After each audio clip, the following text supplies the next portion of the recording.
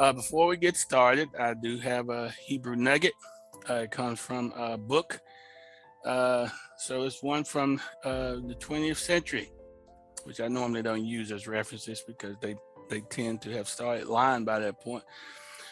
But this is a decent one. It's a book.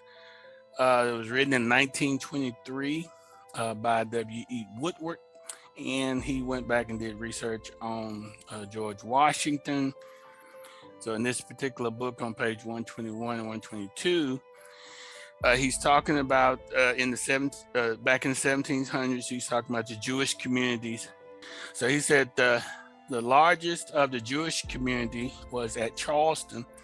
At the outbreak of the revolution, Charleston had 600 Jews among its inhabitants.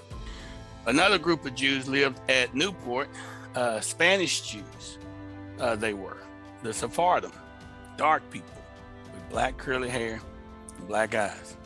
They were among the prominent merchants at both Newport and Charleston. So the prominent Jews in Newport and Charleston were black Sephardic Spanish Jews.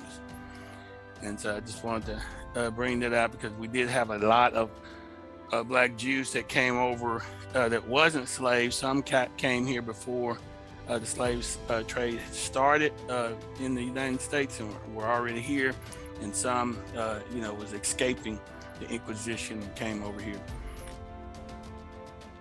So here's the additional information on how the Jews looked that were coming out of Europe. And so this document in particular is talking about the Spanish and the Portuguese Jews. And it says that an interesting gradation of all studies down to the black is exhibited by the Jews. It goes on to say, especially dark were the Jews of Spain and Portugal. The Portuguese Jews were very dark. The Duchess, or the wife of Napoleon's ambassador to Portugal, said that the Jew, the Negro, and the Portuguese could be seen in a single person.